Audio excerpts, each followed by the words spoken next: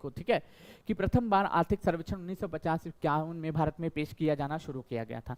लेकिन अगर पूछो दोनों अलग अलग कब पेश किया जाना शुरू किया गया, 1964 में कहा गया दोनों अलग अलग पेश किया जाएगा। बजट के एक दिन पहले इसको पेश किया जाता है, वित्त मंत्रालय के आर्थिक विभाग के द्वारा इसको तैयार किया जाता है, और हमारे जो मुख्य आर्थिक सलाहकार होते हैं यही इसको रेडी करते हैं, जो कौन है, अनंत नागेश्वरन है। पेश कौन करता है, निर्मला सीतारमण, यानी कि इस बार कौन पेश किया, निर्मला सीतारमण, हमारे देश की विदेश मंत्री ने, सॉरी हमारे देश की वित्त मंत्री के द्वारा इसको पेश किया गया। उसी के साथ साथ सरकार ने कहा है आरबीआई को कि महंगाई 6% से कम रखना है, इसलिए 6% से कम ही थी, ठीक। अगला पॉइंट क्या था कि इसमें सरकार के कुछ सुझाव दिए गए हमारे मुख्य आर्थिक सलाहकार के द्वारा। सरकार चाहे तो मान सकती है, चाहे तो नहीं मान सकती है, याद रखना।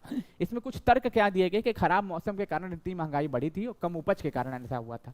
लेबर मार्केट में 7 सालों में बेहतरीन वृद्धि हुई है, और याद रखना बेरोजगारी 3.2% हो गई है।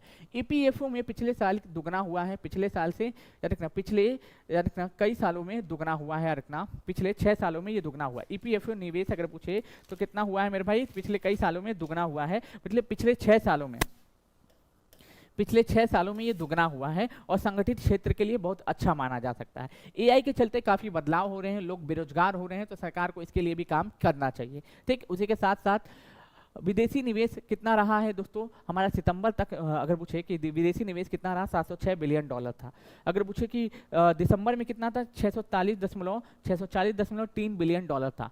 अनिश्चितताओं के कारण, इतने भागदौड़ ऊपर नीचे के कारण भी हमारा जो जीडीपी ग्रोथ रेट कितना रहा, वास्तविक जीडीपी ग्रोथ रेट कितना रहा, 6.4% रहा, ठीक है। विदेशी निवेश को भी बढ़ावा देना चाहिए, सरकार को ऐसा कहा गया है आर्थिक सलाहकार के द्वारा।